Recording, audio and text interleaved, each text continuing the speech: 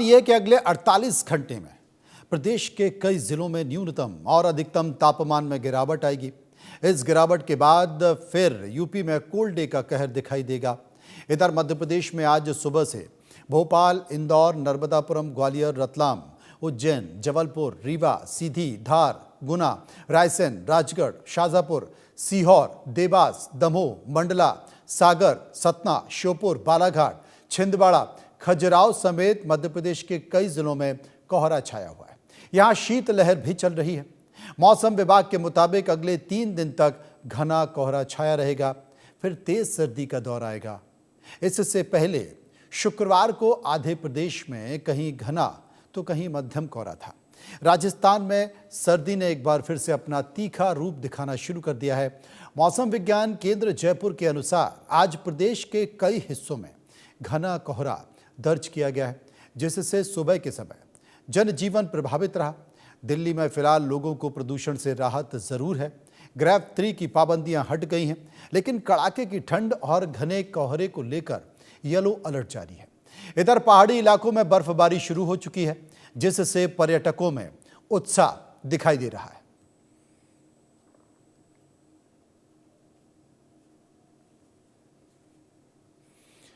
तो ये जो तस्वीरें देख रहे हैं आप, ये वो तस्वीरें हैं जिसमें कोहरा साफ तौर पर दिखाई दे रहा है। देश में कई जगह घना कोहरा है, शीतलहर चल रही है। पर्यटक जितने भी स्थल हैं उनकी तो बात ही अलग है। हालांकि इस मौसम का आनंद लेने के लिए, इस मौसम का मज़ा लेने के लिए दुनिया भर से पर्यटक जम्मू कश्मीर पहुंचते हैं। दुनिया भर से पर्यटक उन पहाड़ी इलाकों में जाते हैं जहां पर घना कोहरा और बर्फबारी होती है, लेकिन जीवन थोड़ा सा असामान्य हो जाता है। अगर हम सतह की बात करें, अगर हम निचले इलाकों की बात करें, तो वहाँ पर जो स्थिति है, कोहरे का अनुमान है, वो पूर्वी उत्तर प्रदेश में करीब 5 जनवरी तक ये स्थिति है। उड़ीसा में भी 6 जनवरी तक यही हालत रहने वाले हैं। झारखंड में अगर देखें तो 5 जनवरी तक यही हालत रहने वाले हैं। उड़ीसा में भी 7 जनवरी तक यही हालत रहने वाले हैं। और पंजाब में 4 और 6 जनवरी तक इस दौरान घना कोहरा बना रहेगा। बिहार में 8 जनवरी तक घना कोहरा बना रहेगा। ये मौसम विभाग की रिपोर्ट है जो मैं आपको बता रहा हूँ। हरियाणा में 6 जनवरी तक घना कोहरा बना रहेगा, जो मौसम विभाग ने अब तक जानकारी दी है। और जो पूर्वी उत्तर प्रदेश का जिक्र मैं कर रहा हूँ, 5 जनवरी तक आपको कोहरे से कोई राहत नहीं मिलने वाली है।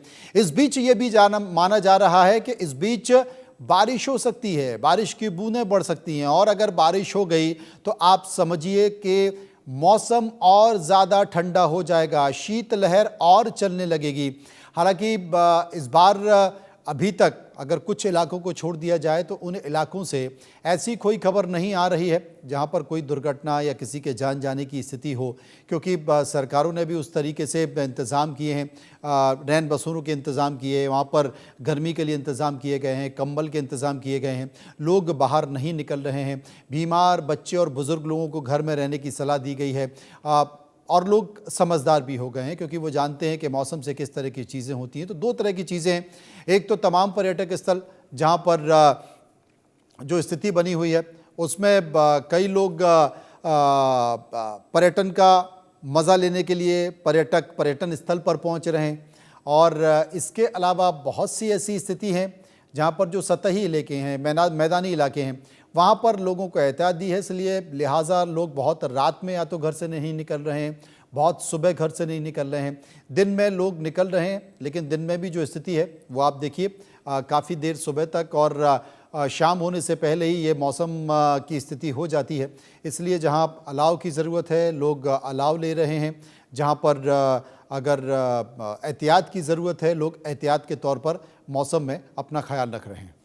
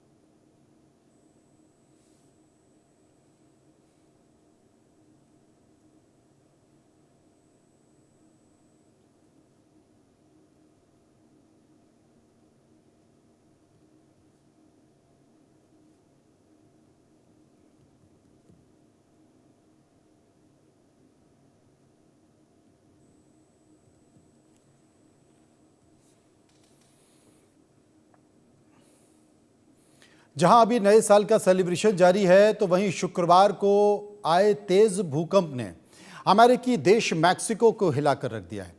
नए साल के दूसरे दिन दक्षिणी मैक्सिको में इतना शक्तिशाली भूकंप आया जिसकी तीव्रता 6.5 रही। भूकंप की वजह से लोगों में दहशत भर गई है, धरती डोलने लगी है।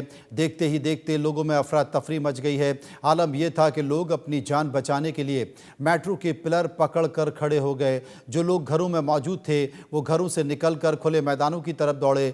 भूकंप से मैक्सिको की राष्ट्रपति क्लॉडिया शीनबाम और उनके साथ प्रेस कॉन्फ्रेंस में मौजूद पत्रकारों को राष्ट्रपति महल से बाहर निकलना पड़ा। हालांकि कुछ देर बाद वे सुरक्षित महल में वापस लौट आए, लेकिन भूकंप ने उन्हें भी खतरे में डाल दिया। भूकंप ने गुएरेरो राज्य में भारी नुकसान पहुंचाया, साथ ही 2 लोगों की मौत हो गई। 50 वर्षीय एक महिला की मौत तब हुई जब भूकंप के झटकों से उसका घर ढह गया। राज्य की गवर्नर एवेलिन सालगाडो ने इसकी पुष्टि की है। वहीं मैक्सिको सिटी से 67 साल के एक बुजुर्ग की मौत हो गई है, क्योंकि वो बिल्डिंग से निकलने के लिए सीढ़ियों से उतर रहे थे और इसी दौरान वो गिर गए और उनकी मौत हो गई। अब आपको बताते हैं कि भूकंप का केंद्र कहाँ था और इसका असर क्या हुआ।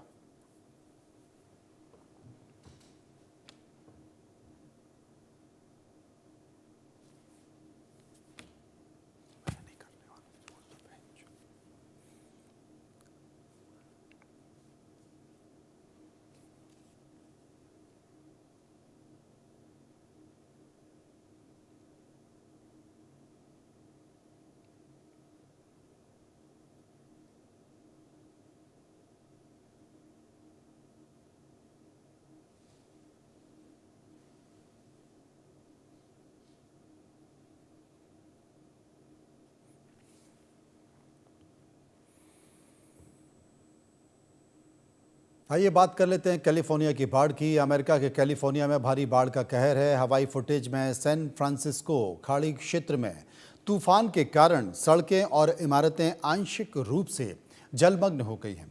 लोग बाढ़ के पानी में जैसे तैसे आगे बढ़ते हुए दिखाई दे रहे थे। वे जलमग्न सड़कों पर आने जाने के लिए पैडल बोर्ड का इस्तेमाल कर रहे थे।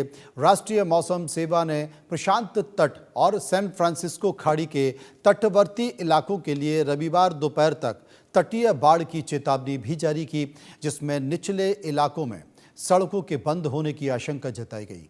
खाड़ी क्षेत्र में कुछ प्रांतों में 50 मील प्रति घंटे तक की रफ्तार से हवाएं चलने की आशंका है। अधिकारियों का कहना है कि आपातकालीन दल बाढ़ संभावित इलाकों की निगरानी कर रहे हैं।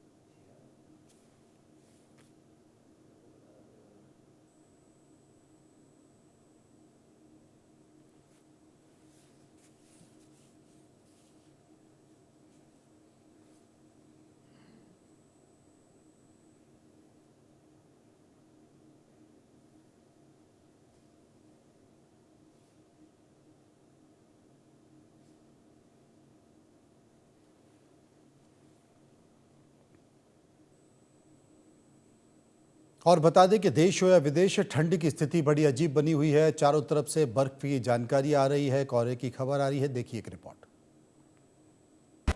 कड़ाके की ठंड ने उत्तर भारत को जकड़ा। कई राज्यों में शीतलहर का अटैक। अभी कोहरे से राहत मिलने की उम्मीद नहीं। मौसम विभाग ने देश के कुछ राज्यों में अगले कुछ दिनों तक घने कोहरे और शीतलहर चलने का अनुमान जताया है। इसमें दिल्ली भी शामिल है। साथ ही उत्तर भारत के कुछ राज्यों को फिलहाल कोहरे से भी राहत मिलने की उम्मीद नहीं है।